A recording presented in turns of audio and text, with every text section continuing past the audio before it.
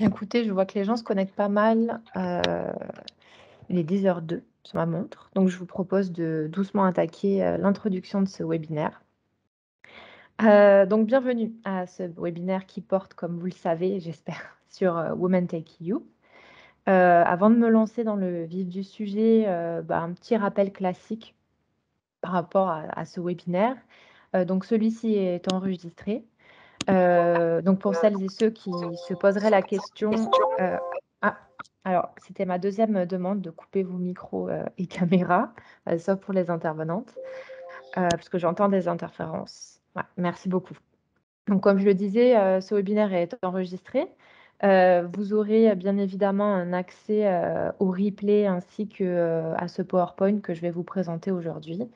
Et je partagerai via mail, lorsque tout ceci sera prêt, les éléments qui vous permettront d'accéder à toutes ces informations. Donc, le webinaire est enregistré. Gardez bien vos micros et caméras coupés, sauf, je le rappelle, pour les intervenantes. Donc, ce que je vous propose aujourd'hui, c'est une présentation, je l'espère, complète de Women Tech EU et surtout qui vous donnera envie d'y candidater. Donc, après un premier moment d'introduction que je suis en train de faire, je souhaiterais vous présenter en 20 minutes le dispositif Women Tech EU. L'objectif pour moi, c'est à la fois de vous expliquer ce que ce dispositif propose, notamment via son appel 2022, vous le présenter. Mais j'aimerais aussi vous proposer un petit retour sur le premier appel 2021. En vous présentant quelques statistiques sur la participation française et aussi des éléments que j'ai pu tirer en parcourant donc, les ESR ou évaluations des candidates françaises que j'ai bien évidemment anonymisées pour en tirer des éléments clés. Puis je vous propose un premier temps de questions-réponses de 10 minutes pour vous permettre déjà de digérer ces informations, de me faire vos premiers retours. Donc pour cette session de questions-réponses, je vous invite, même pendant ma présentation, à poser vos questions donc, dans le chat de Teams. Puis après donc, ce premier temps, j'ai l'honneur d'accueillir donc 2 lauréates de Women Tech EU 2021. Donc Marie Cambo, donc, qui est cofondatrice et CEO d'Innovem, et Claire Nouet, cofondatrice et CEO de Pathway, donc enseignement Navalgo. Donc, je profite de cette introduction déjà pour vous remercier à nouveau, Marie et Claire, de votre présence et participation aujourd'hui. En effet, elles ont gentiment accepté de m'accompagner aujourd'hui pour vous présenter leur start-up, pour que vous puissiez voir et bien constater surtout que tout domaine est éligible et surtout vous faire leur retour d'expérience quant à la constitution de leur dossier et leur dépôt. Puis vous voyez qu'il y a un deuxième temps de questions-réponses pour vous permettre de leur poser des questions ou de m'en reposer, hein, bien évidemment, de 20 minutes, puis une conclusion. Donc, avant de me lancer dans le vif du sujet, je souhaitais faire un petit questionnaire, un petit slido pour apprendre à vous connaître. Donc, je vous propose de vous rendre sur le site www.slido.com, de rentrer le hashtag WomenTechEU ou bien de scanner directement le QR code. Pour ma part, je vais passer alors. À nouveau, je vous invite à bien couper vos micros. J'entends des petites interférences. Hop. Donc là, je partage ma fenêtre. Je vais vous...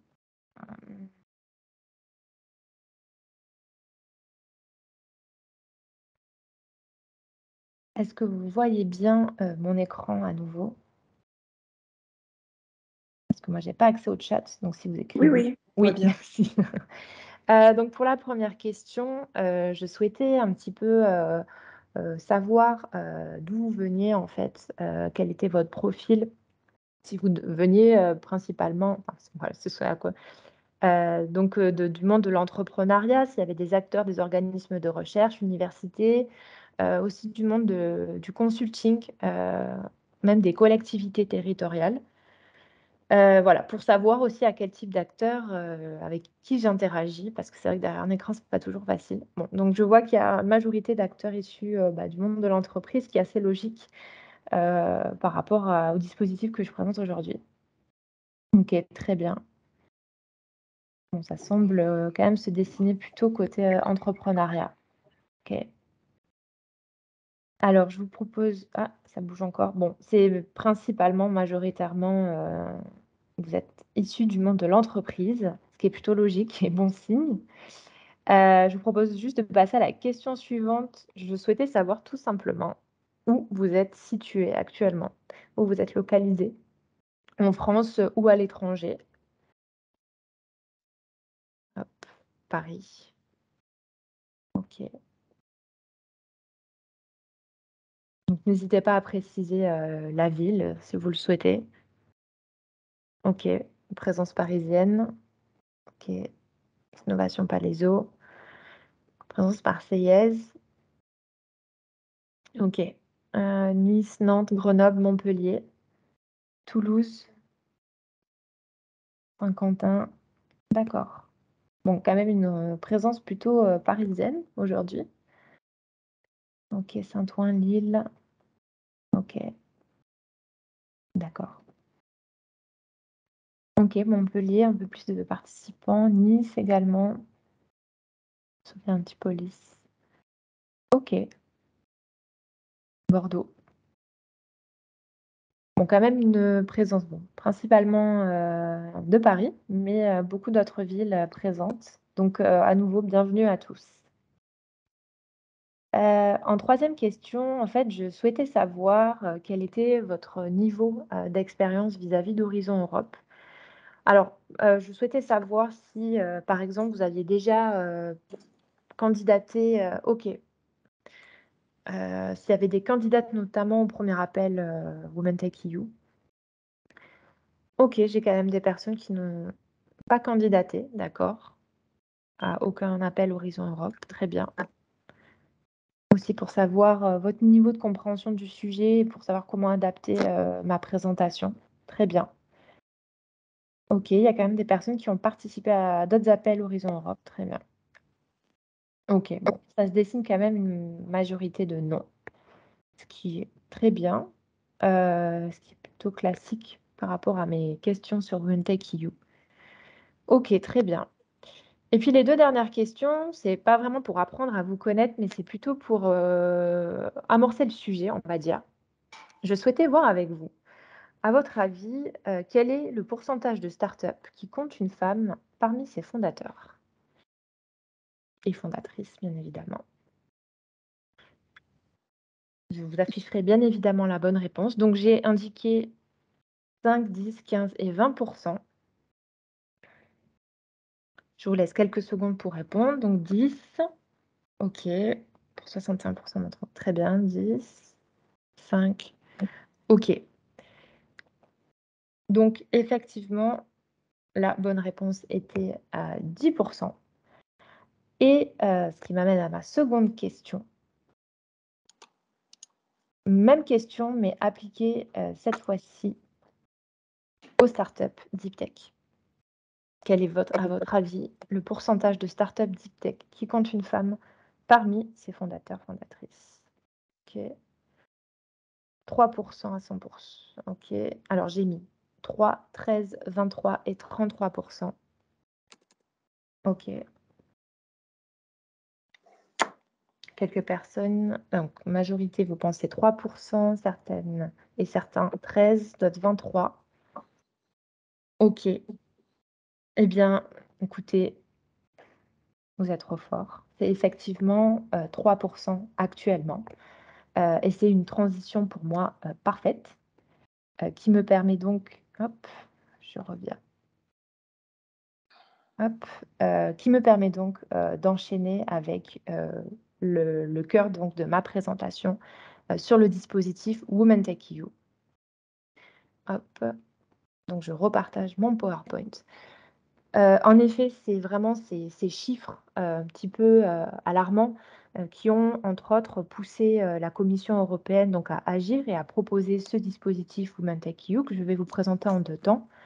Donc, je souhaiterais tout d'abord vous présenter WomenTech.eu dans ses grandes lignes, son dispositif, mais aussi parcourir avec vous l'appel 2022. Et puis, comme je vous l'indiquais, je vous ferai un petit retour sur 2021. Donc, je vous ai fait une représentation ici du Work Programme 2021-2022 de l'EIE, donc pour European Innovation Ecosystem, qui, comme vous le voyez, propose 2 appels WomenTech.eu dans la destination dite Scale-up, donc la deuxième destination. Donc, il y a eu un premier appel 2021 pour un budget de 3,75 millions d'euros. Et en fait, face au succès un petit peu inattendu de la Commission européenne de ce premier appel en termes du nombre de candidatures, la Commission européenne a souhaité réitérer cet appel et a amendé en fait le Work Programme de l'EIE le 10 mai 2022, donc il y a très peu de temps, pour ajouter en fait un second appel pour l'année 2022, cette fois-ci avec un budget beaucoup plus conséquent, donc de 10 millions d'euros pour plus de 130 lauréates. Donc, comme je le disais, pour recontextualiser, pour ceux et celles qui ne connaissent peut-être pas encore l'EIE, ce qui est normal parce que l'EIE est une nouveauté en fait d'Horizon Europe. Donc, WomenTech.eu, c'est un topic qui s'intègre à un appel qui lui-même en fait s'inscrit dans la destination dite Scale-up. Donc, un petit rappel sur la destination Scale-up, elle vise en fait à faire le focus sur la question de l'entreprise et de l'entrepreneuriat. Et en fait, la Commission européenne, elle a là cherché à étudier tout ce qui pouvait être un frein pour la création et la croissance d'entreprises. Et via les appels et les topics, elle souhaite travailler sur toutes ces différentes barrières en fait et les lever progressivement. Donc, il y a plusieurs appels et ils sont tous dits bottom-up ouverts. Donc, aucune thématique n'est ciblée, que ce soit la santé, l'énergie, le climat. C'est des appels blancs. Mais en filigrane, en fait, la Commission européenne cherche à travailler certaines thématiques, certains axes spécifiques, à l'image de WomenTech.eu. Donc, le deep tech, déjà, est travaillé dans plusieurs topics, et la place des femmes donc, dans l'entrepreneuriat. Donc, WomenTech.eu, comme je l'ai indiqué dans mon introduction avec les quelques chiffres que j'ai pu vous faire deviner, en fait, ça traduit une volonté européenne d'agir pour l'égale représentation des femmes dans l'entrepreneuriat. En effet, très souvent, lorsqu'on parcourt les communications de la Commission européenne à ce sujet, systématiquement, elle souligne la part importante des startups dites deep tech dans l'écosystème européen. Donc, elles constituent, par exemple, je vous ai mis des données, plus d'un quart de nos startups en Europe, étant évaluées à 700 milliards d'euros. Mais systématiquement, la Commission européenne déplore en fait l'absence de femmes dans ce même secteur, et même souligne qu'elles sont très souvent confrontées aux préjugés et aux stéréotypes liés au genre. Donc, c'est tout ce constat qui a amené la Commission européenne donc, à proposer plusieurs appels. Et je vous ai présenté donc, sur les 3 slides à venir le call 2022 en question. Donc déjà, un petit disclaimer. Comme je l'ai dit, vous aurez accès à ces slides. Donc, le but pour moi, c'est vraiment pas de vous lire toutes les slides, ce qui serait un peu ennuyeux, mais de voir avec vous comment comprendre un appel, comment il se structure, quels sont les termes à avoir en tête. Donc, il s'agit d'un appel de type CSA, donc une Coordination and Support Actions. Comme je l'ai dit, qui a un budget indicatif total de 10 millions d'euros pour 133 subventions, donc lauréates attendues. Donc, vous avez au début de l'appel un tableau qui énumère différents éléments, dont le critère d'éligibilité. Donc, on est là dans un appel de type monobénéficiaire. Donc, dans lequel la participation, comme vous le savez, est strictement limitée aux startups dites deep tech qui ont été fondées ou cofondées par des femmes qui, au moment du dépôt de la soumission, occupent un poste donc de direction. Important, vraiment, je le rappelle, c'est que tous les domaines de la deep tech sont éligibles. Vous avez aussi un élément dit d'admissibilité qui là aussi est intéressant et à avoir en tête, à savoir que le dépôt de la candidature est adapté à l'appel et aussi aux interlocutrices, enfin aux candidates en question, parce qu'il y a une limite de pages dans la candidature qui est fixée à 10. Donc c'est un point important à avoir en tête parce que parfois, je sais que certaines potentielles futures candidates ont pu m'approcher en ayant peur par avance d'un processus assez long, assez lourd peut-être, qui est plus adapté à des projets dits collaboratifs avec de nombreux partenaires. Mais là, cette fois-ci, donc, la Commission européenne a adapté le processus de dépôt. Donc, dans ces 10 pages, il s'agira donc de faire une courte présentation, description du plan d'affaires, par exemple, de la stratégie de croissance ou des actions prévues. À cette proposition écrite s'ajoute également une brève présentation vidéo. Donc, comme vous le savez sûrement, ce deuxième call, enfin ce deuxième topic appel Women Tech EU a ouvert hier et se clôture donc le 4 octobre 2022.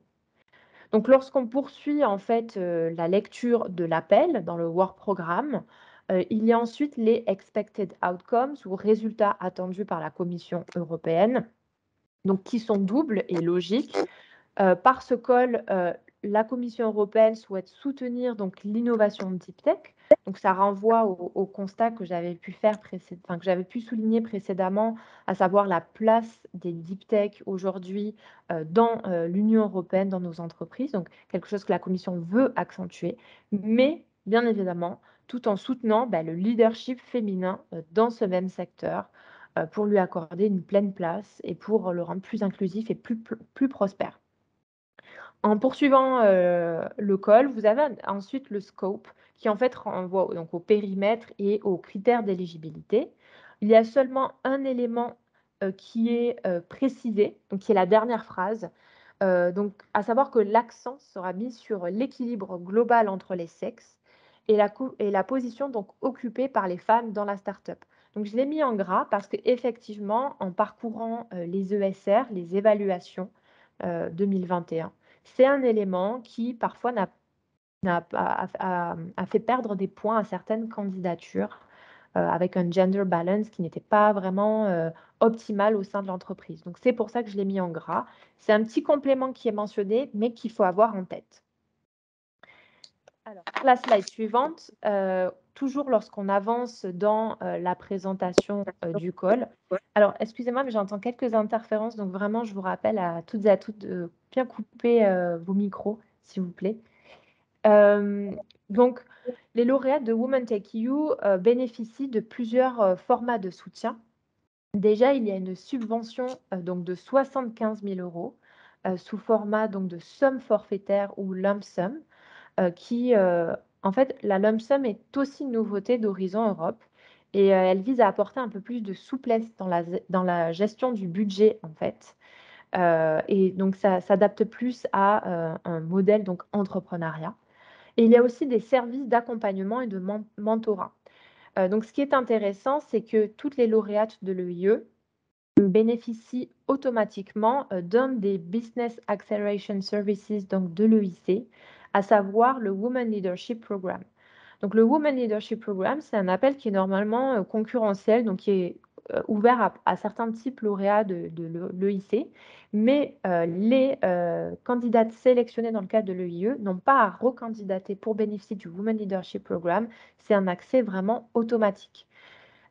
Aussi, des activités seront prévues et organisées par d'autres organes et organismes donc, européens tels que InvestEU et le réseau EEN, donc Enterprise Europe Network.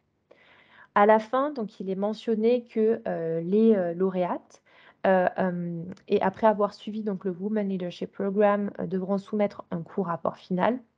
Mais surtout, ce qui est intéressant, c'est que la dernière phrase souligne que les bénéficiaires, en fait, elles intégreront une communauté de pairs qui leur apporteront donc plusieurs bénéfices.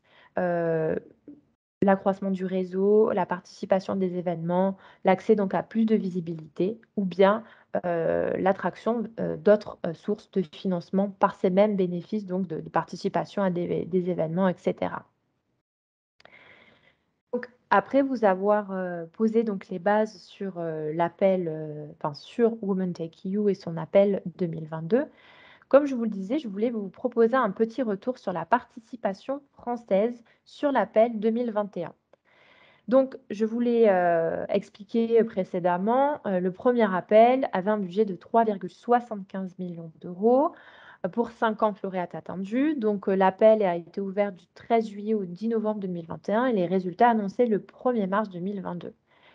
La Commission européenne était vraiment agréablement surprise parce qu'elle a compté un total de 391 candidatures, ce qui n'était pas attendu de par la visibilité aussi de l'UIE. Je le rappelle, une nouveauté. Et donc parmi ces 50 lauréates, nous pouvons compter donc 4 lauréates françaises, donc Cell&Soft, Innovem, donc Navalgo, mais désormais Navalgo se nomme Pathway et Safe Here. Et je le rappelle, nous avons aujourd'hui donc Marie pour Innovem et Claire pour Pathway pour partager leur expérience. Donc le threshold, donc le seuil pour ces évaluations était fixé donc à 12,6 sur 15. Je vous ai aussi inclus un petit tableau que j'ai fait. Donc, si vous voulez, en tant que PCN, nous recevons des résultats sur les participations, des appels, lorsque les résultats, bien évidemment, sont publiés. Et nous sommes amenés donc à faire des études sur la participation, sur ces résultats. Vous voyez que la France, donc nous comptons un total de 35 candidatures pour 4 donc, candidatures retenues. Nous nous classons donc 5e en termes du pourcentage du taux de succès sur les participations financières obtenues par rapport à ce qui était demandé.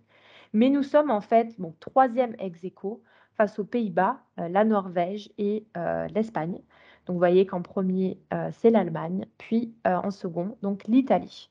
Donc plutôt un premier bon score encourageant et qui, je l'espère, ne fera que croître. Donc, comme je vous expliquais, en tant que PCN, on a un accès, aux, fameux ESR, donc, aux évaluations en fait, au retour des experts, évaluateurs sur les candidatures. J'ai pu les analyser et en fait, il y a plusieurs catégories, donc, on va dire de candidatures. Donc je me permets de les expliquer au cas où il y a des personnes et je l'ai vu dans le questionnaire qui ne connaissent pas encore trop, le système des dépôts. Donc en fait, il y a une forme de catégorisation. Tout d'abord, il y a ce que l'on appelle les mains, ça va être les lauréats, donc en France, on en compte 4. Il y a ensuite la reserve list, qui est la liste de réserve dans laquelle on va piocher si jamais il y a des mains qui se désistent, donc en France 0. Il y a ensuite les below available budget, donc ça va être toutes les candidatures qui ont dépassé le threshold de base qui est de 10 sur 15. Donc je le rappelle, vous avez 3 critères, donc excellence, impact et quality and efficiency. Chaque critère est évalué sur 5. Il faut avoir 3 minimum sur 5 à chacun des critères et 10 sur 15 pour pouvoir être évalué. Donc en fait, les below available budget, c'est toutes les candidatures qui vont avoir passé ce threshold de base, mais qui sont en dessous du threshold, donc de 12,6. En gros, il y aurait plus de budget, on aurait pu sélectionner plus de lauréates.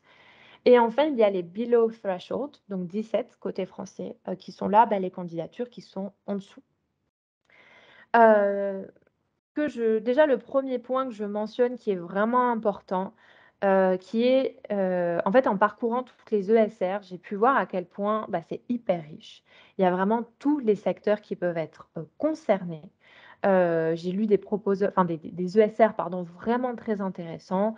Donc vous voyez, par exemple, j'ai cité quelques éléments, de quelques domaines qui avaient été approchés. Donc les réseaux de distribution publique, la généalogie aussi, la suivi de la gestion des déchets, ou encore la compensation carbone. Donc j'insiste sur ce point parce que parfois, peut-être aussi timidement, quand on se lance pour la première fois, dans un appel Horizon Europe, mais j'ai encore des futures candidates qui peuvent me dire: «Mais moi, je travaille dans tel domaine, est-ce que je peux y prétendre?» Oui, oui et re-oui, tous les secteurs deep tech sont, éligibles. Ensuite, donc j'ai parcouru, comme je vous disais, tous les ESR.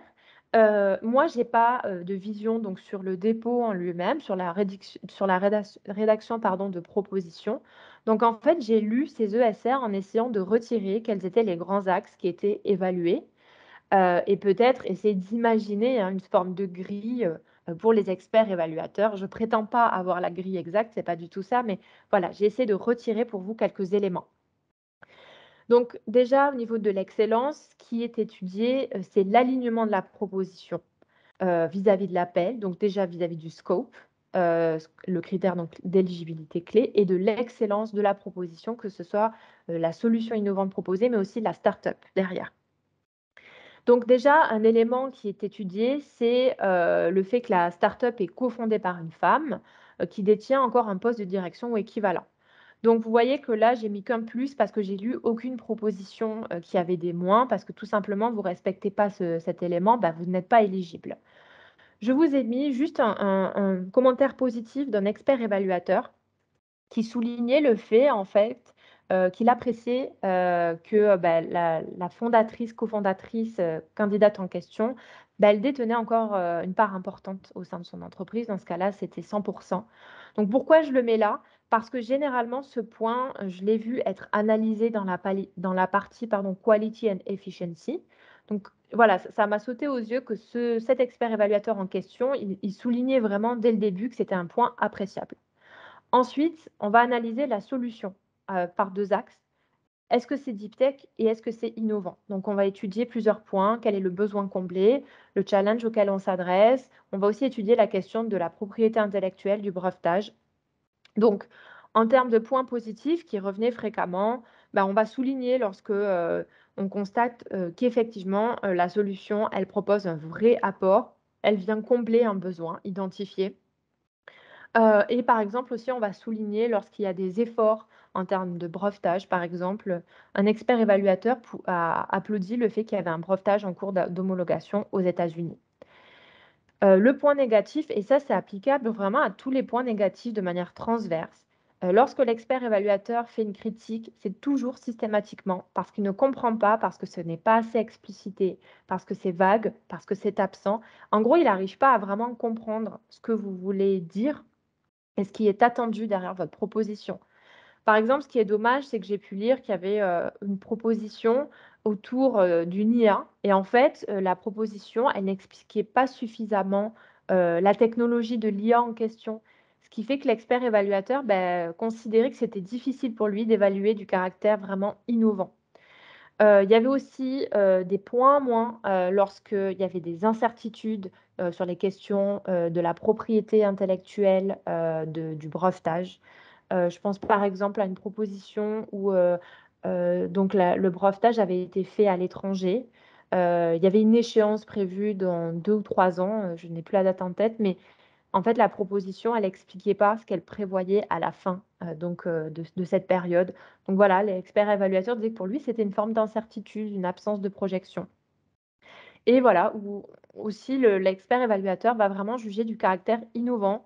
Par exemple, à un moment, il jugeait que donc la brique technologique donc de l'IA, donc je le résume comme ça en mes mots, hein, mais elle était, plutôt générique en fait, elle était plutôt simple. C'était pas vraiment innovant. Ensuite, l'expert évaluateur, se planche sur, la perspective de développement, le potentiel de croissance de votre entreprise, de par, en fait, cette solution. Donc là, il y a plusieurs points qui sont abordés, l'étude de la concurrence sur le marché, la démonstration, la faisabilité, savoir aussi si, l'entreprise en question a déjà, des investisseurs, a déjà, des partenariats, des contrats, des projets pilotes et cetera. Donc là, bon, quasi systématiquement, de toute façon, dans les évaluations, en fait, il y a toujours quand même une bonne démonstration, une bonne connaissance qui va toujours être soulignée, hein. Par exemple, ce qui va être apprécié, c'est, des éléments de démonstration vraiment, tangibles qui ont été démontrés. Par exemple, dans le cadre d'une solution en santé, un expert évaluateur appréciait la démonstration auprès de cohortes de patients. Apprécier aussi dans notre projet des projets pilotes qui avaient été menés. Ce qui est intéressant aussi, c'est que par exemple, par rapport là, cette fois-ci à l'étude du marché, la Commission européenne, elle avait pu dire parfois que du point de vue du state of the art, il y avait en fait des solutions alternatives qui existaient, mais en fait, la proposition, elle avait aussi réussi à démontrer que la solution défendue, elle pouvait, marcher alors que les autres solutions déjà présentes n'avaient peut-être pas été force de succès. Donc c'est ça qui est intéressant, c'est aussi la capacité à convaincre et à porter votre projet. En point négatif, idem, comme je le disais, c'est, une absence de démonstration, en fait, lorsque les candidatures ne vont peut-être pas jusqu'au bout, que l'expert évaluateur, ne peut pas se projeter pleinement. Par exemple, à un moment, il y avait une candidature où, l'étude de marché n'avait pas été assez engagée, donc c'était un petit frein pour, l'évaluateur. Ou alors il y avait un potentiel risque d'échec élevé, parce que en fait le produit, enfin la start-up était à une phase très, très early stage. Elle avait un objectif de test humain d'ici 2024-2025, mais en fait elle évolue dans un secteur qui était tellement incertain et en fait, de ce que j'en comprenais, elle n'avait pas réussi à justifier vraiment de tous ces petits éléments type réglementaires, politiques, qui pouvaient être un frein, mais que l'expert évaluateur avait un peu un doute sur le potentiel de croissance. Du point de vue du critère, de l'impact, là, on va étudier, le potentiel de développement de la start-up. Donc on étudie en premier l'impact. Donc là, j'ai vu que du positif, donc l'expert évaluateur, il va attester, dire qu'il y a un très bon impact environnemental, social attendu, par exemple. Point, que je vous mets, enfin que j'ai essayé de vous tirer, voilà, des petits trucs peut-être particuliers. À un moment, il y a un expert évaluateur qui pouvait souligner aussi, le fait qu'il y avait un impact certes économique, environnemental, social et cetera. Mais ce qui était intéressant, c'est que la proposition, la start-up en question, elle avait aussi des actions en tête pour booster, la place des femmes dans ce même secteur. Donc ça, c'était, souligné dans la partie, impact. Ensuite, il y a eu, j'en ai compris une évaluation sur la compréhension, la connaissance du marché, le potentiel de croissance. Donc là, de manière générale, idem, il y a quand même de très bonnes candidatures, hein. À chaque fois, on souligne une bonne connaissance, un plan de mise en œuvre, un business model bien pensé et cetera. Par exemple, là, ce qui était, un exemple, c'est qu'il y avait une letter of intent qui avait été une lettre d'intention ajoutée à une candidature, ça avait été apprécié.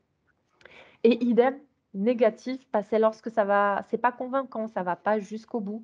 Donc un bémol, hein, mais c'est pas que c'est mauvais, mais c'est, une concurrence, c'est 10 pages, donc il faut réussir à vraiment être convaincant. Voilà, donc là, ce qui a pu pêcher aussi, je le mentionne, c'est, lorsque, les candidats n'allaient pas jusqu'au bout. Par exemple, à un moment, un expert évaluateur soulignait qu'il y avait un potentiel de croissance qui n'était que partiellement présenté parce qu'il n'y avait pas de chiffres sur, ou d'évaluation sur les perspectives en termes de création d'emplois. Aussi, attention, un point qui est tout simple, mais ça peut être les incohérences en termes d'absence de relecture. À un moment, il y avait une candidature où les éléments financiers, en fait, ils ne correspondaient pas entre les différentes parties et ça, c'est dommage, c'est des points perdus assez bêtement. Ensuite, excusez-moi, j'entends une interférence, pensez à bien couper vos micros, s'il vous plaît. Excusez-moi, bon, excusez-moi, j'ai pas la main pour pouvoir couper vos micros, mais vraiment, je vous invite à bien les couper, s'il vous plaît. Merci. Ensuite, un troisième point qui était évalué, c'était, la pertinence de la grante de la sélection vis-à-vis de Women Tech EU. Donc quasi, systématiquement, on considère vous candidatez pas pour rien. Enfin, je dis «vous» en espérant que pour ceux qui n'ont pas déposé, vous allez candidater. Mais, voilà, on dit qu'il y a une logique, que ça peut permettre d'apporter des ressources additionnelles, de la visibilité. Mais il y a des points négatifs aussi. Alors, là, par contre, c'était systématique lorsque la start-up, elle était trop avancée, ancienne, qu'elle avait, déjà levé de nombreux tickets. On considérait que, Women Tech You, c'était pas vital et ça, c'est important à avoir en tête, pour ne pas aussi perdre de temps à candidater à quelque chose qui n'est pas, pertinent pour vous. Voilà, si votre entreprise, elle a plus de 10 ans, vous êtes vraiment rodé, vous avez un très large réseau. C'était le cas aussi à un moment. On considérait que la candidate en question, elle était extrêmement bien établie dans son domaine. Elle avait fait déjà plusieurs tours de table. Voilà, c'est pas, Women Tech You n'est pas pour vous. Aussi, il a pu y avoir des freins lorsqu'on considérait que, les apports de la grante, ils étaient difficilement évaluables parce que, il y avait une incertitude du point de vue de la croissance de la dite, start-up. Donc ça renvoie à la partie précédente, à l'excellence, mais voilà, ça c'est enfin même à la compréhension, connaissance du marché sur, l'impact. Mais Il y avait une évaluation où l'expert évaluateur, il disait que, bah, il y avait trop d'incertitudes sur le succès de la start-up. Donc en fait, les apports de la grant n'étaient pas vraiment clairs, pour, l'évaluateur. Hop, dernière slide. Donc c'est sur la quality et la efficiency, donc le dernier critère.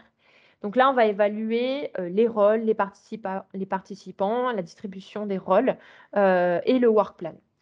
Donc là, il y a systématiquement, bien évidemment, un focus à nouveau sur la candidate, son rôle en tant que cofondatrice, fondatrice, son rôle au sein de l'entreprise, les parts qu'elle détient, son expérience, expertise, ses compétences.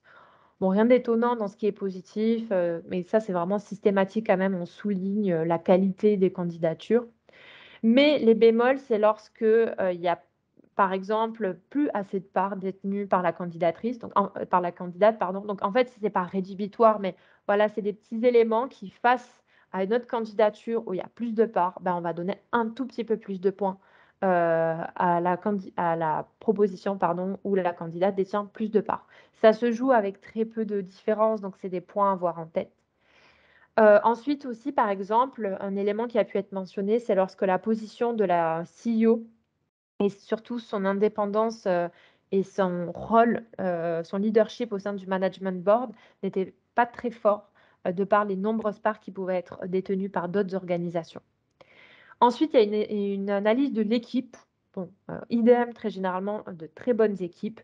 Les bémols qui vont être amenés, c'est lorsque, il va y avoir des manques de compétences. Mais par contre, je le dis, les experts, ils le disent, parfois ils disent, par exemple, il manque des compétences pour, là j'ai mis, les compétences commerciales. Mais l'expert évaluateur est capable de dire lorsque, la candidature en question, elle a conscience de ce manque et elle souhaite justement bénéficier de Women Tech EU pour pallier à ça. Donc, c'est pas non plus ultra rédhibitoire, comme je vous dis, c'est des points qui peuvent être soulignés et surtout soulignés lorsque, l'évaluateur, il constate que, la proposition, elle n'en a pas vraiment pris, pleine connaissance. Important aussi, c'est le gender balance, ça peut faire perdre quelques points et c'est ce que j'avais souligné dans le scope en disant qu'il y avait une phrase de plus, dans mes slides précédentes. Attention à garantir aussi une égale représentation des femmes et des hommes au sein de vos équipes. Aussi point bête, bêtement perdu, c'est lorsqu'il n'y avait pas assez de renseignements sur le profil de l'équipe. Voilà, c'est un point à avoir en tête. Et ensuite, il y a, des points attribués par rapport au work plan, et les points perdus. Donc c'est lorsque, il y a eu, déjà des points manquants par rapport au secteur dans lequel évoluait la start-up. Par exemple, il y avait une start-up santé où, il y avait une difficulté à évaluer la collecte des données dans le work plan, ce qui était important pourtant. Parfois aussi, il y a des work plans qui vont avoir été trop ambitieux par rapport au budget qui est alloué, ou alors pas convaincants. Par exemple, il y avait, une proposition qui prévoyait, que les ventes débutent, sous 4 mois, sauf que, sous 4 mois, il y aurait encore des tasks en cours, ce qui ne semblait pas vraiment pertinent, pour la commission, enfin pour les experts évaluateurs, pardon. Donc voilà, j'ai essayé de vous apporter en 30 minutes, j'ai un petit peu dépassé, excusez-moi, une vision, je l'espère, assez globale, heu, avec les premiers éléments que je pouvais vous apporter. Donc ce que je vous propose, c'est, quelques petites questions avant de donner, la parole donc à Marie et Claire. Donc j'espère, Marie et Claire, vous avoir aussi un petit peu, préparé le terrain en ayant expliqué ce que moi, en tant que PCN, je pouvais aussi, expliquer. Donc je vais regarder dans la conversation, s'il y a eu des questions. Alors, pardon, moi, j'ai pas écrit de question, mais j'en ai une, si je Oui, peux la poser. Bonjour Clara, merci beaucoup. bonjour. C'était super intéressant. Est-ce que, parce qu'à un moment, tu parlais d'impact. Est-ce que Oui, si moi, ma société, elle n'a pas vraiment d'impact ni environnemental, ni sociétal, etc. On aide des sociétés de gestion, on utilise l'intelligence artificielle pour aider les sociétés de gestion dans leurs décisions.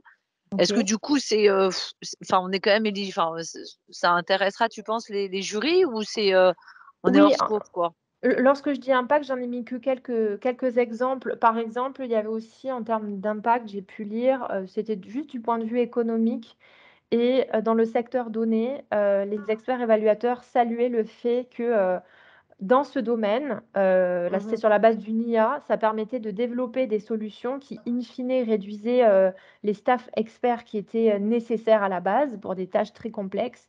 Donc, en fait, ça permettait de fluidifier le secteur dans lequel on s'insérait. Donc après, D'accord. voilà, c'est comme toujours après, et c'est ça que je retiens aussi de ma lecture, c'est la capacité à convaincre qui fait aussi la différence, à porter aussi sa D'accord, donc solution. Ouais. quel que soit le secteur en fait, hein, il Oui, y a oui, pas bien sûr, de tout OK, secteur d'accord. confond. Par contre, il C'est faut pas montrer forcément la capacité environnemental. à aider le secteur, Oui, l'impact à qu'on a apporter de dans la le valeur. secteur qu'on vise, la valeur ajoutée. Je pensais à quelque chose, comme c'est quelque chose qui existe déjà aux États-Unis, est-ce que le fait de mentionner qu'on est une start-up française et que ça permet à Mmh. bah, Oui, à des start-up, enfin à des sociétés françaises de se démarquer dans ce domaine, est-ce que tu penses que c'est quelque chose que je dois mettre en avant dans oui, mon oui, tout à dossier? fait. Ouais? Donc ça, j'ai pas pu lire tous les points, dans les slides, mais par exemple, j'ai lu un dossier, d'une start-up, qui proposait une solution, donc française, in fine européenne, et en fait, la Commission européenne, enfin les experts évaluateurs, pardon, saluaient cela parce D'accord. qu'actuellement, les solutions n'étaient disponibles qu'aux États-Unis et en Israël. Donc ça va apporter une valeur ajoutée. Oui, bien D'accord, évidemment. OK, donc je pourrais le mentionner. OK, merci beaucoup. Je Oui. me remets en mute. Merci beaucoup. De rien. Alors, je réponds aux petites questions, que je vois. Le dossier est-il à déposer en français ou en anglais? Il me semble que c'est enfin, si je dis pas de bêtises, ça c'est en anglais, pour ma part, et d'ailleurs, j'ai pu lire, dans une évaluation qu'il y avait une candidature qui avait mis sa vidéo en français de pitch, et en fait, ça a été souligné par l'expert évaluateur qui disait que, bah, du coup, ça donne un accès limité à la candidature. Donc c'est l'anglais.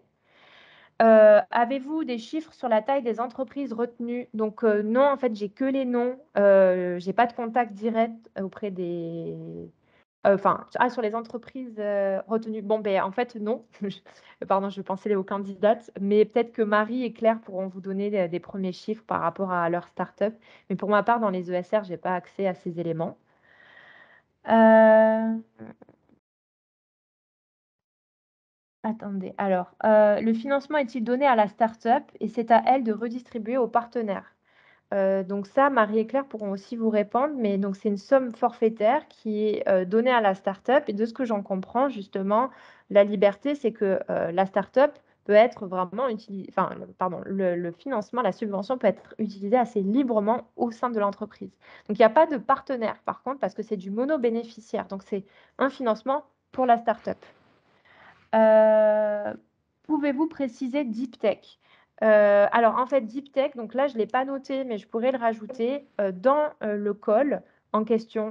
Il y a une définition, de ce que la Commission européenne entend par deep tech. C'est défini, donc je ne l'ai pas sous les yeux, mais je le rajouterai. Elle explicite les définitions en question.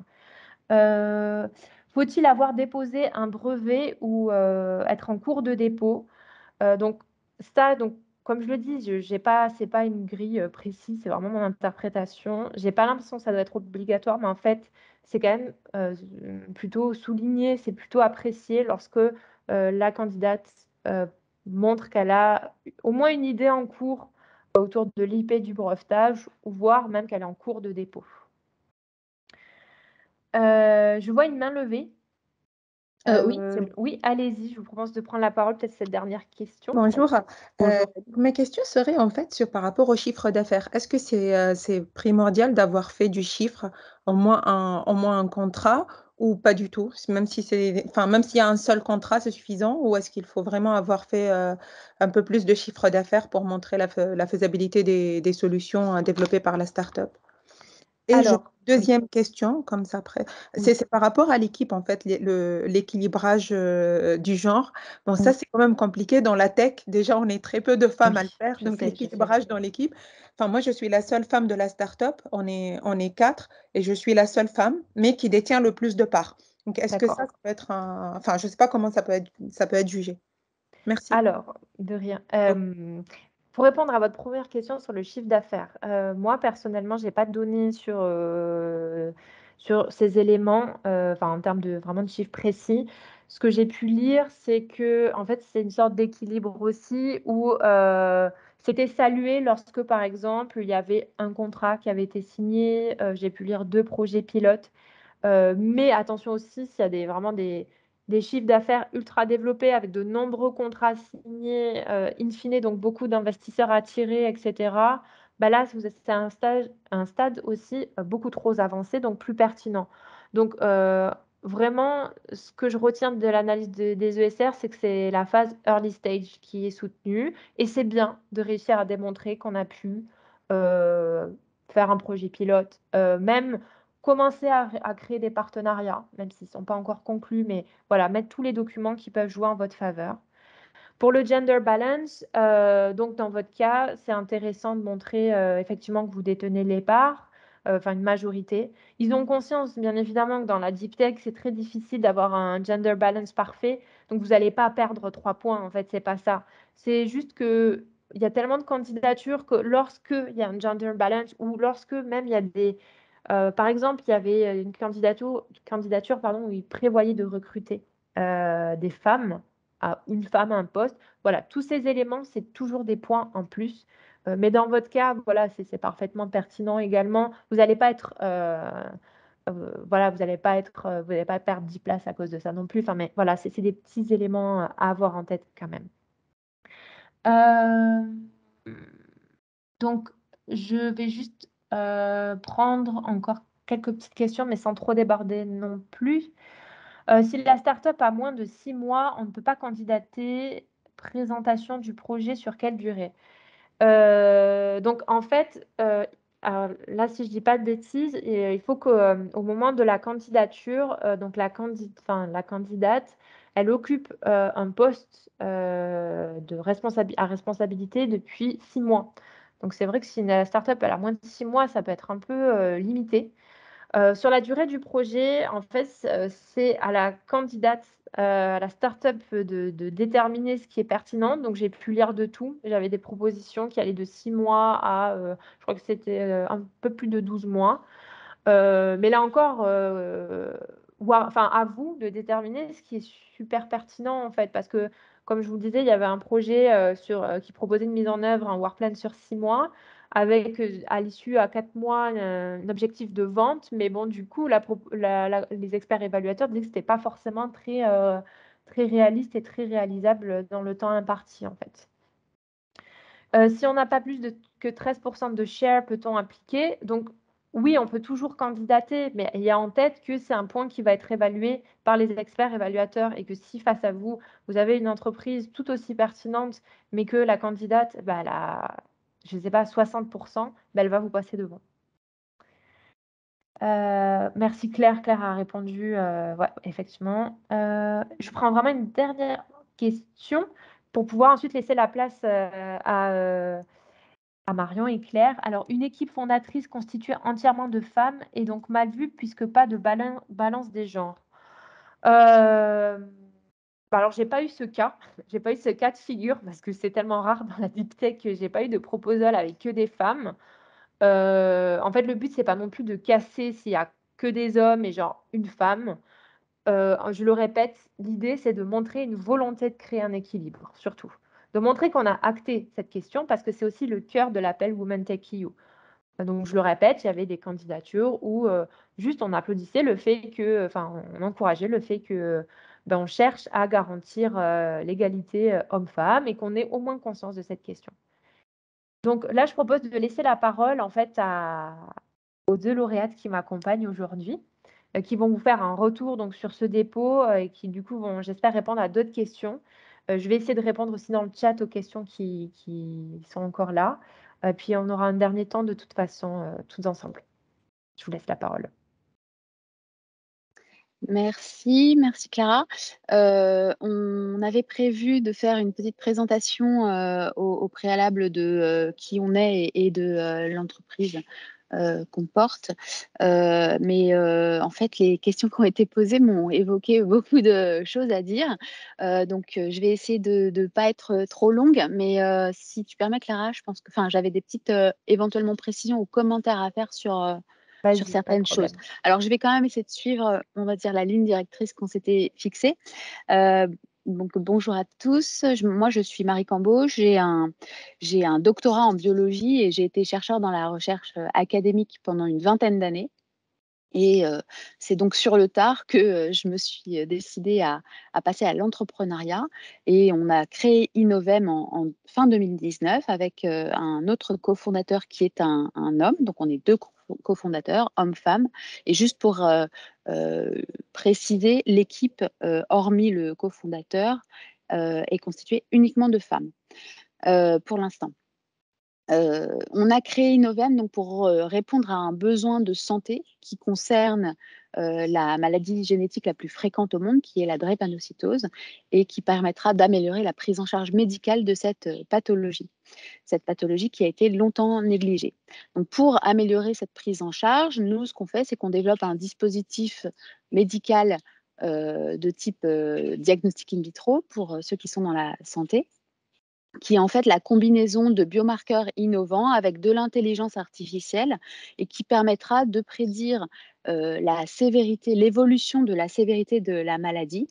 Et ce dispositif, en fait, il est à l'attention des médecins. Ce seront les médecins qui vont l'utiliser, et ils pourront alors personnaliser les traitements pour éviter la survenue de des manifestations les plus graves. Donc voilà ce qu'on fait à Innovem. Donc ça fait un peu moins de 3 ans qu'on est créé. Et donc concernant le projet qu'on a déposé, et je rebondis sur ce que Clara a dit. Je pense qu'il y a beaucoup de types de projets qui peuvent être déposés, et nous, on a déposé plutôt un projet business, puisque l'objectif qu'on a décrit, c'était de faire une étude de marché pour le Market Access Europe, et pour préparer le lancement du produit. Donc, je vais faire quelques généralités sur le montage du projet, en tout cas mon retour d'expérience. Pour moi, étant habituée à monter d'autres types, ayant déjà participé à monter d'autres types de projets dans ma vie académique, hein, notamment les ANR, les choses comme ça, c'est un montage extrêmement simple. Il y a en gros 3 documents à remplir. Il y a un document de 10 pages qui est en fait la présentation du projet, qui est extrêmement structuré, et je vous conseille fortement de suivre vraiment au plus près la structure du document qui vous est proposé.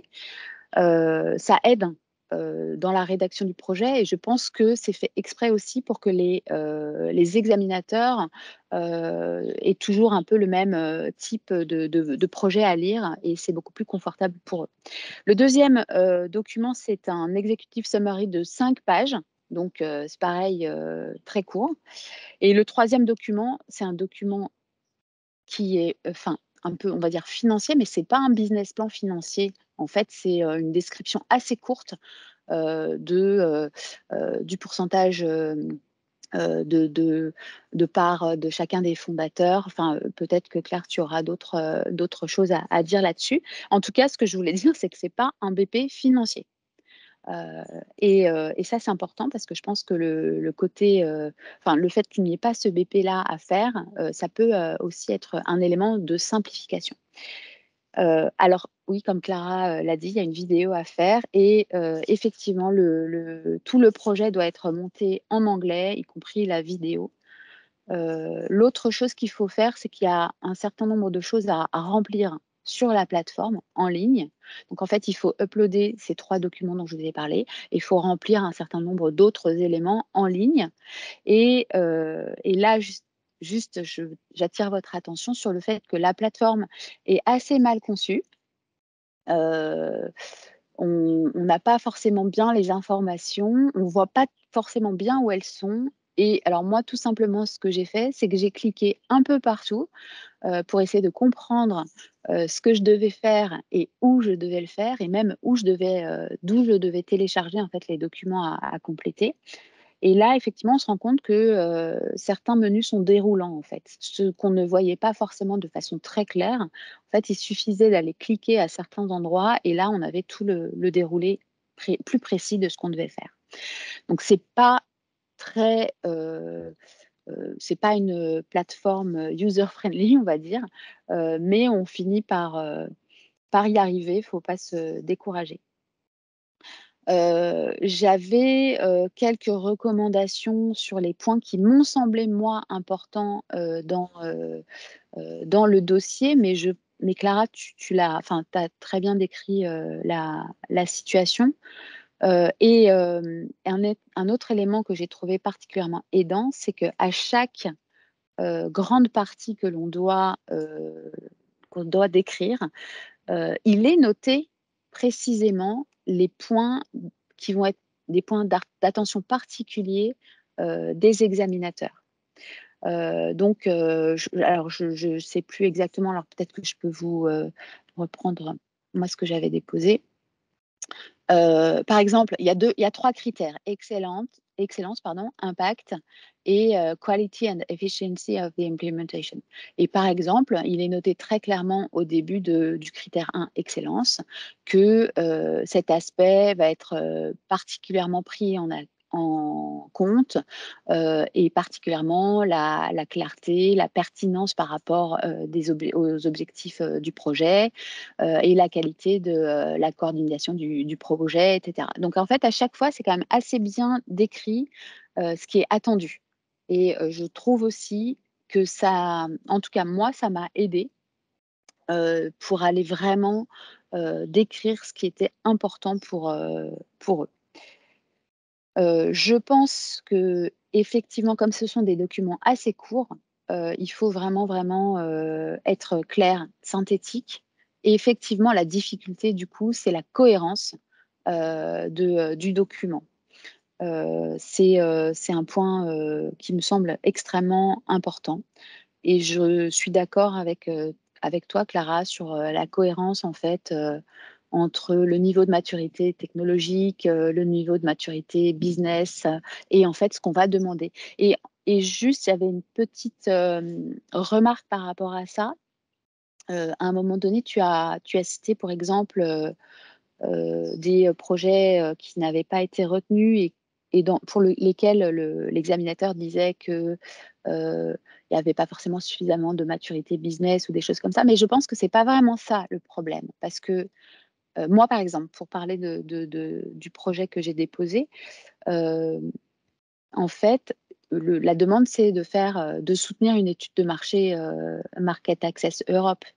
Donc, en fait, effectivement, je n'avais pas beaucoup de maturité business, mais je demande à faire une étude de marché. Donc, en fait, c'est totalement cohérent. Je ne vais pas aller chercher des éléments que je n'ai pas et demander des choses dont j'ai besoin dans 3 ans.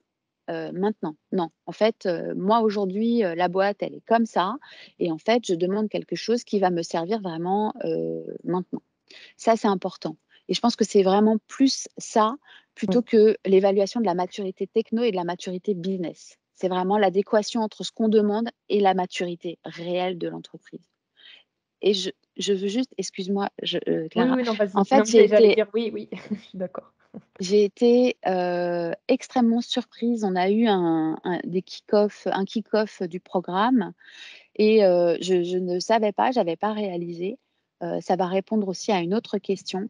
Il n'y a pas dans les lauréates, il n'y a pas que des fondatrices. En fait, il y a aussi des personnes qui n'ont pas encore fondé d'entreprise et qui sont dans la recherche académique. Je ne sais pas si Claire, tu as remarqué ça. Et j'étais assez surprise, en fait. J'ai l'impression que c'est pas seulement... Alors, à prendre avec des pincettes, mais c'est un peu mon impression. J'ai l'impression que ça concernait pas seulement les entrepreneurs. Donc, il n'y a pas du tout d'éléments de critères sur le chiffre d'affaires, ce genre de choses ne rentre pas en compte. Ce sont des éléments qu'on doit décrire pour décrire la boîte et pour que les examinateurs se rendent compte de l'état de maturité de notre boîte, mais ce n'est pas un critère de recevabilité pour être lauréate. En tout cas, c'est ma compréhension de ce grant. J'avais pris quelques notes sur ce que je voulais vous dire. Ensuite, oui, eh bien, alors sur le critère Deep Tech, alors je n'ai pas souvenir des critères deep tech de la Commission européenne. En revanche, ce que je peux vous dire très clairement, c'est que les critères deep tech ne sont pas forcément ceux de la BPI. On peut ne pas être deep tech pour la BPI et être considéré deep tech dans cet appel à projet au moins. Et une peut-être des dernières choses, c'est que je sais que tu as parlé du programme, mais je me souviens plus exactement ce que tu as dit, Clara. Donc effectivement, le programme, c'est un grant qui est une somme unique, monobénéficiaire, comme tu l'as bien dit. Donc après, il appartient à la société d'en faire exactement ce qu'elle veut. Il n'y a pas en fait de fléchage de ce budget.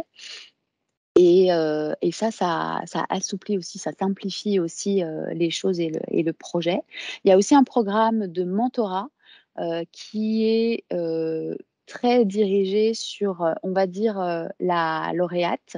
C'est-à-dire que le mentor va accompagner la lauréate sur des thématiques pas personnelles, mais individuelles, on va dire, pour, on va dire, gagner en confiance en soi, en compétences, je ne sais pas. Donc, mais c'est vraiment un truc particulier. Et éventuellement, il y a l'accès à un programme de coaching business cette fois-ci, seulement sur les entreprises qui ont atteint un TRL 4-5. Voilà. La procédure d'instruction, elle est un peu longue, mais ça, tu l'as souligné, parce qu'on avait déposé le dossier en novembre, je crois, et on a eu les réponses début mars. En revanche, ce qui est intéressant, alors je ne sais pas pour les personnes qui n'ont pas été lauréates, mais on reçoit un rapport d'évaluation assez détaillé avec les notes de chaque critère et un petit résumé de l'examinateur et en fait les points qu'ils ont retenus en positif et en négatif, ce qui est plutôt pas mal parce qu'il y a un certain nombre de concours auxquels on candidate où on a zéro réponse, pas de réponse détaillée. Un autre point d'attention, une fois la réponse positive reçue, il faut finaliser le grant. Et là, c'est la même chose que pour le dépôt. La plateforme, elle est compliquée. Elle ne fonctionne pas toujours très bien. Et là, c'est un peu le parcours du combattant. Ce que je me suis dit, c'est que si pour un si petit grant, c'était aussi compliqué, je n'ose pas imaginer ce que c'est pour des financements plus importants.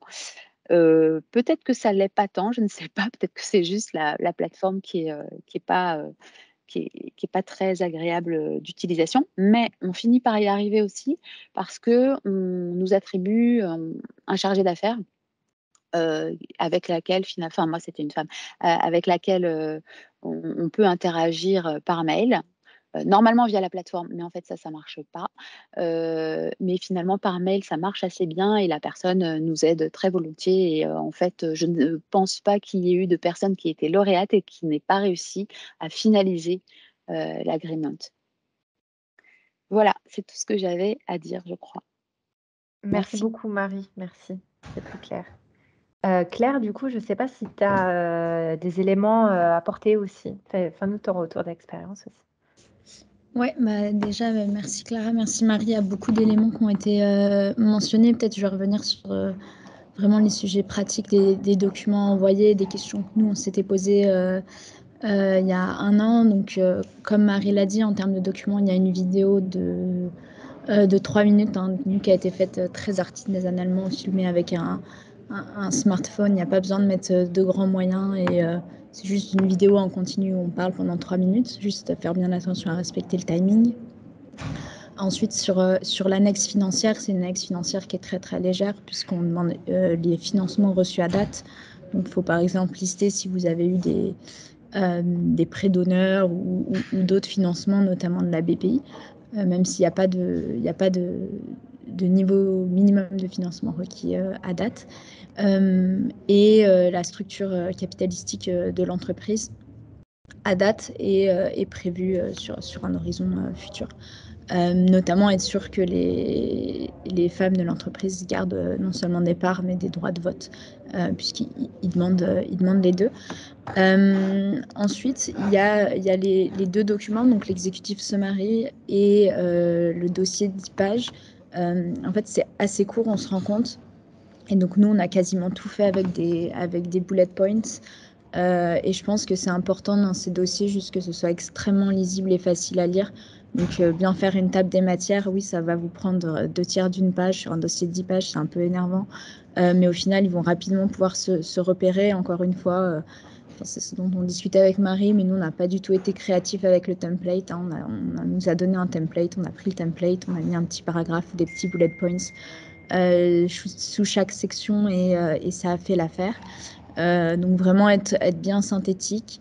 Il y a des critères aussi, hein, ces 10 pages, vous ne pouvez pas le mettre en police 6 sous prétexte que vous avez beaucoup de choses à dire. Donc aussi bien respecter les règles de formatting qui sont écrites, hein, mais j'ai l'impression qu'ils étaient quand même... ils avaient des attentes par rapport à ça. Et en termes de documents supplémentaires, donc il y a des CV envoyés. Nous, les CV, c'est quelque chose qu'il faut savoir, mais qu'il existe un format européen de CV aussi pour harmoniser tous les documents des candidatures. Et donc, nous, on a suivi ce template qui est disponible en ligne, qui est pas très compliqué, mais qui du coup permet de lire très rapidement ces CV. Et en documents complémentaires qu'on avait envoyés, donc il y a les CV, le cabis de l'entreprise, avec bien vérifier l'adresse et la date de création.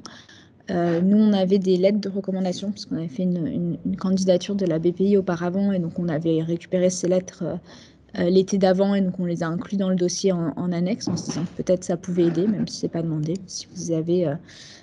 pourquoi pas, il y a une partie qui est vraiment purement administrative de formulaire, mais qui se fait assez rapidement et c'est la partie qu'on découvre après. Donc là, on est au mois de juin, la date c'est au mois d'octobre pour le rendre, donc vous avez du temps, mais n'attendez pas forcément la dernière heure pour tout envoyer parce qu'on découvre des petites sections par-ci par-là qui sont pas complexes du tout, hein, mais qu'il faut remplir et ça peut prendre un petit peu de temps. Il y a des questions notamment liées à l'éthique de votre solution. Et quelque chose qui est à savoir pour les entreprises ici présentes qui pourraient avoir des applications militaires, c'est que c'est vraiment exclusivement du civil, ce dossier. Et donc, nous, on avait mentionné l'exploration éventuellement de cas d'usage à destination de la défense. Et on nous a demandé ensuite de l'enlever du dossier, puisque c'est un financement qui prend en compte uniquement les applications civiles. Et donc, c'est à peu près tout. Honnêtement, encore une fois, la candidature est assez légère. Nous, assez légère, je pense que ça nous a pris une journée, ça m'a pris une journée pleine où on fait ça sérieusement, donc il faut quand même compter quelques heures. Mais c'est vraiment incomparable par rapport à des dossiers BPI, même de subventions qui peuvent parfois être plus basses en termes de montant, où on va demander tout de suite un BP et d'autres documents. Et c'est à peu près tout. Je pense que c'est intéressant de garder du temps pour les questions. Mais oui, en termes de contenu, nous, quand je vois les questions par rapport à la R&D, donc nous, tout le financement de notre R&D, en tout cas, sont éligibles à des subventions R&D. Donc, on met nos dépenses de R&D sur des subventions BPI, typiquement, qui couvrent ces sujets. Et Women Tech EU a le gros avantage de ne pas être dirigé vers des dépenses spécifiques. Et donc, nous, sur les work packages, donc sur les livrables attendus, on avait 3 livrables. On a 3 livrables, donc on a une partie plus market research, donc études de marché, mieux comprendre les cas d'usage, interviewer des clients. Et donc là, c'est vraiment en termes de dépenses, après, c'est juste du temps, un équivalent, un pourcentage d'un ETP. Associé à un salaire. On a recherche de financement et compréhension de l'écosystème. Donc, en fait, on a dit qu'on allait parler à un certain nombre de fonds, voir leur retour, les attentes en termes de financement et des sujets autour de la stratégie juridique de l'entreprise, donc ce qui va être propriété intellectuelle, mais plus la partie réflexion stratégique, vraiment la partie frais de brevet, etc., qui ça est couvert par d'autres subventions pour nous. Donc, même si c'est à destination des startups deep tech, il y a vraiment une dimension go-to-market et marché dans cette subvention. qui vous permet, si vous avez déjà la R&D financée ou si vous pouvez la garder pour plus tard pour un autre financement, ça peut être intéressant pour vous de financer avec cette subvention des choses qui sont plus difficiles à financer dans l'écosystème français.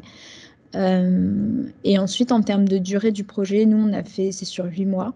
Et donc, on a nos 3 livrables au bout de 8 mois. Donc, c'est des projets qui sont assez courts, entre guillemets, ou si vous pouvez en fait dépenser, si vous avez de quoi dépenser cet argent rapidement, juste faites le projet le plus court possible parce que le plus vite vous recevrez aussi la deuxième tranche, hein, c'est important, mais donc nous c'est un financement qui est en 2 tranches.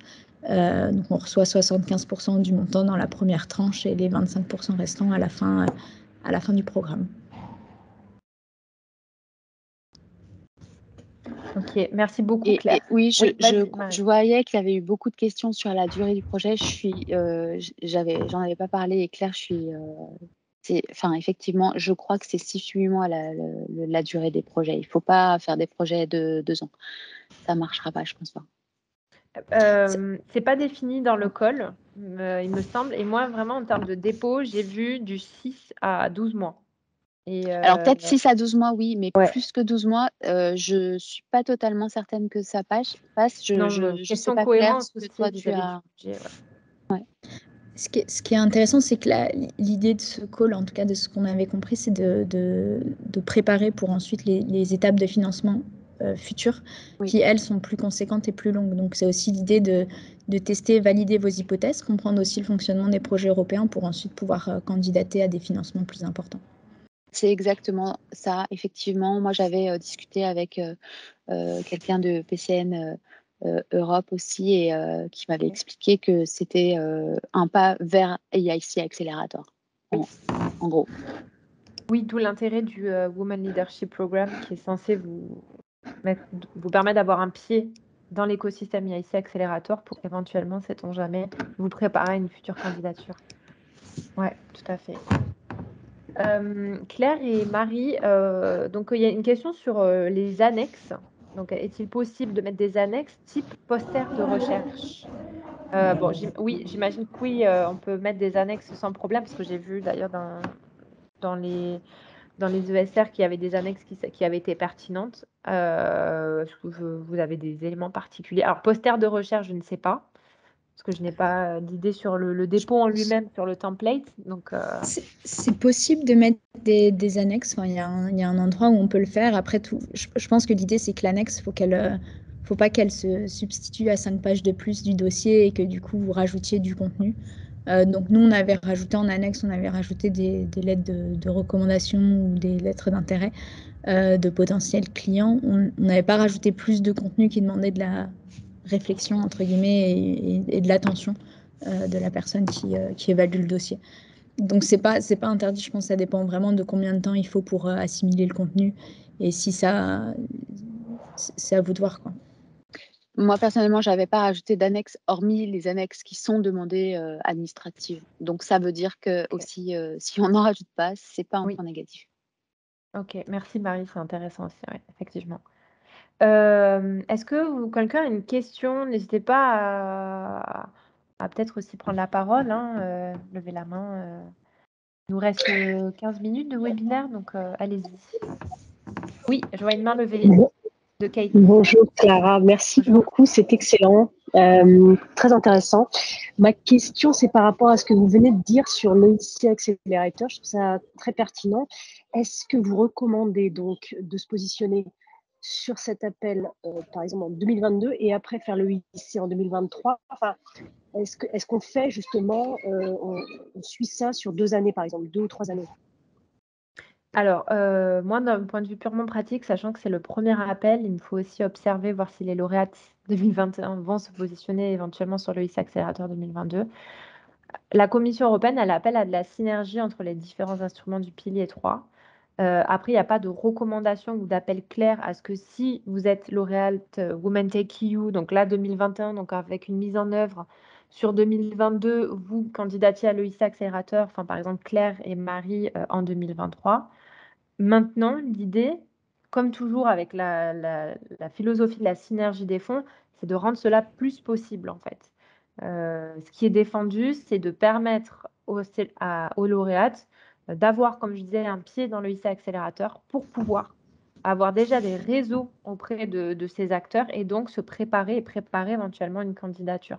C'est pas obligatoire, moi je le comprends pas comme ça et de toute façon je l'ai pas.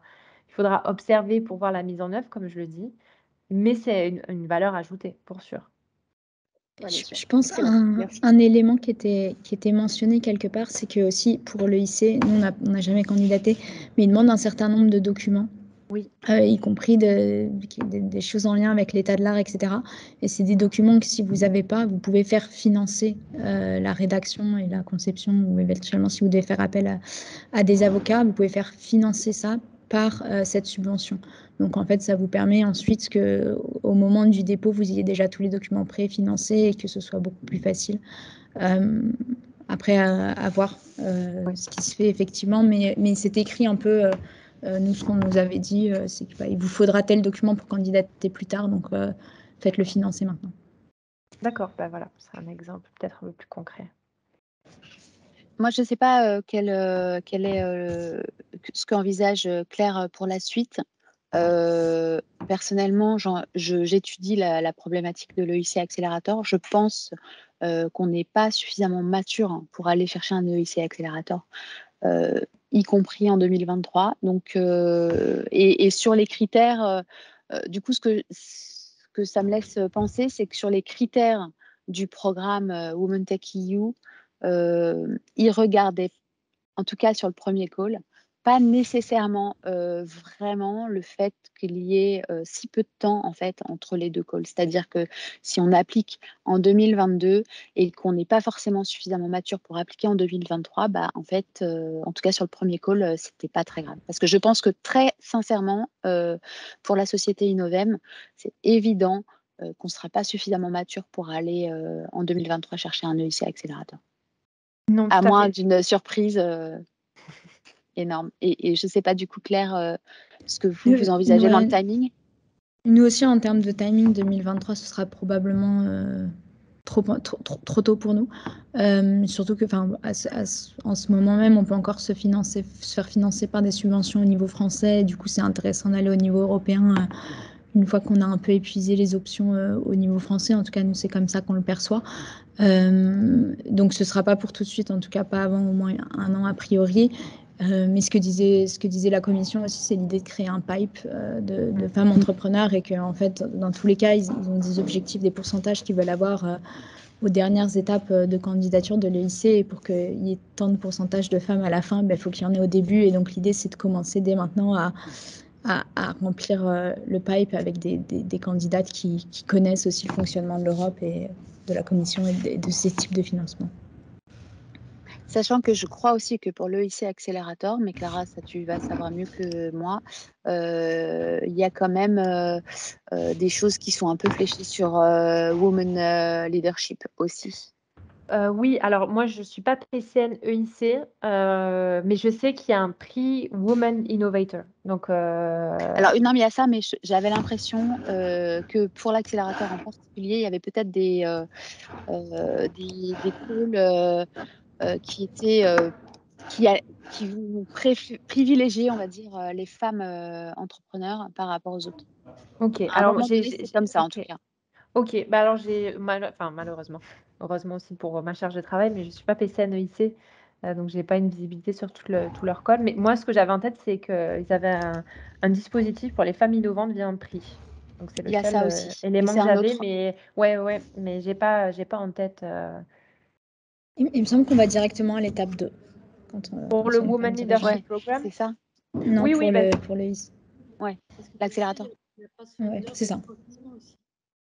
Pour le lycée, il y a Pathfinder et Transition aussi qui sont avant accélérateur. Oui, tout à fait. Tout à fait. Mais je pense que là, on parlait d'accélérateur aussi par rapport au fait que c'est écrit dans le call que les lauréates Women Tech EU ont un accès au Women Leadership Program, qui est un des Business Acceleration Services de l'EIC Accélérateur aussi. Je pense que c'est pour ça qu'il y a eu ce lien, mais effectivement, il y a d'autres instruments dans l'EIC, le Pathfinder et le Transition. Effectivement, Sophie. Je vois qu'il y a une autre main levée. Donc, je ne sais pas si quelqu'un d'autre a une question. Allez-y, prenez la parole. Il nous reste 10 minutes environ. C'est Sophie Tardivet de la société d'Optime. Nous, on était dans l'IA, on a candidaté l'année dernière sur le projet de généalogie contre les Américains, contre les Israéliens. Enfin, on s'est peut-être fait un peu remarquer. Notre score nous permettait d'être au milieu, là, dans la tranche où il manquait du budget. Moi, je voulais recandidater, mais pour un projet qu'on fait du coup dans le monde de la santé. Est-ce qu'on peut recandidater? Est-ce qu'on a un risque de présenter une solution qui est dans la lignée de ce qu'on a déjà fait en généalogie, mais sur un autre secteur en fait? Est-ce qu'on a du retour sur ces mélanges en fait de marché avec toujours le deep tech en fond qui est similaire en termes d'équipe et de niveau d'exigence? Alors déjà, je peux vous dire que oui, vous pouvez totalement recandidater. En plus, comme vous l'avez indiqué, je me souviens de votre évaluation. Vous êtes dans la tranche below available budget, donc ça veut dire qu'il y aurait plus de budget, vous auriez été sélectionné parce que votre proposition passait les seuils. Après, votre question, c'était donc vous souhaitez bouger votre projet plus côté santé, si je comprends bien, et vous souhaitez savoir ce serait problématique, si je comprends bien, de vous réorienter parce votre que là, projet. on a un historique. Ouais. C'est la même équipe, mais c'est un projet, voilà, Honnêtement, complètement différent. je pense pas. Enfin, si vous voulez, on peut faire un point toutes les deux en visio pour voir un peu plus précisément votre projet ensemble. Mais toujours, si il y a de la pertinence, si c'est logique, enfin, je veux dire, ils vont pas vous retenir en mode, attends, enfin, c'est pas possible. Ils ont déjà candidaté, ils sont ancrés. Honnêtement, je pense pas. Après, ce que je vous propose, c'est de vous m'écrivez et on voit ça ensemble, quitte à ce que j'échange avec mon contact auprès de la Commission européenne pour m'assurer de ce type de cas. Mais je vois pas pourquoi. Tant que c'est pertinent, tant que votre projet est bon, tant que vous en plus vous avez démontré que vous pouviez soumettre de bons dossiers précédemment, je vois pas pourquoi. Ok, Mais je vous merci. invite à contactez-moi. Ça marche. Est-ce qu'il y a d'autres questions?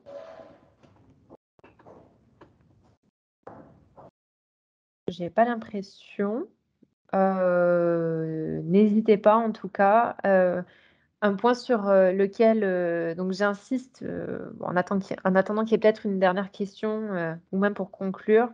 Voilà, alors je vous le redis, et de toute façon c'est sur la dernière slide de mon PowerPoint. N'hésitez vraiment pas à me contacter, que ce soit pour des questions sur votre dossier, si vous souhaitez déposer pour la première fois.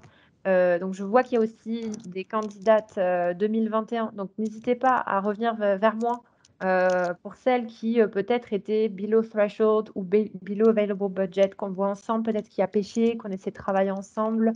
Voilà, si vous souhaitez recandidater.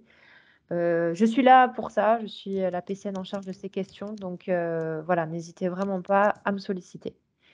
J'ai l'impression qu'il n'y a pas d'autres questions. Donc, je profite aussi de ce petit moment pour à nouveau te remercier, Claire, et toi aussi, Marie, pour vos retours qui étaient hyper intéressants. Moi, je trouve, moi, en tant que PCN aussi, ça me donne une vision plus concrète de ce que vous avez fait au moment de votre dépôt. Certes, vous n'êtes pas au stade de la mise en œuvre du grant, mais c'est très intéressant d'avoir ces expériences sur le dépôt, sur ces petits tips. Je ne sais pas si vous avez un dernier mot, Claire, Marie, avant de terminer ce webinaire. N'hésitez pas. Merci à toutes celles qui se sont connectées. Non, pas de mots spécifiques. Après, s'il y a des questions, ravi d'y répondre ponctuellement. C'est vrai qu'on n'a que notre expérience, mais si ça aide, avec plaisir. Et surtout, n'hésitez pas à candidater si vous répondez aux critères, dans le sens où c'est un dossier qui est relativement court et qui est pratique après à déployer. Donc, c'est du financement qui est intéressant à aller chercher. Merci, Claire. Marie? Oui, je suis tout à fait d'accord avec ce que Claire vient de dire. C'est vraiment en rapport quantité de travail grande qui est très satisfaisant. Et après, sur la qualité du programme, on verra plus tard. Mais déjà, juste pour ça, ça vaut le coup de candidater. Oui. Du coup, pour la suite, peut-être que je vous réinviterai, Marie, Claire, pour faire un retour sur cette fois-ci le programme, une fois la mise en œuvre faite sur l'après. Avec plaisir. Ça marche. Merci Merci à beaucoup. toutes. Vraiment, merci beaucoup. L'échange était très intéressant. Je le rappelle, je vous partagerai le lien vers la page web où il y aura le replay. J'ajouterai mon PowerPoint qui aura tous les liens hypertextes et du coup, je rajouterai quelques éléments que j'ai pu voir dans le chat, tels que le template, etc. pour que vous ayez vraiment toutes les clés en main pour candidater, j'espère, pour qu'on monte dans le classement aussi. Et puis voilà, je reste disponible en attendant. N'hésitez pas. Merci à toutes.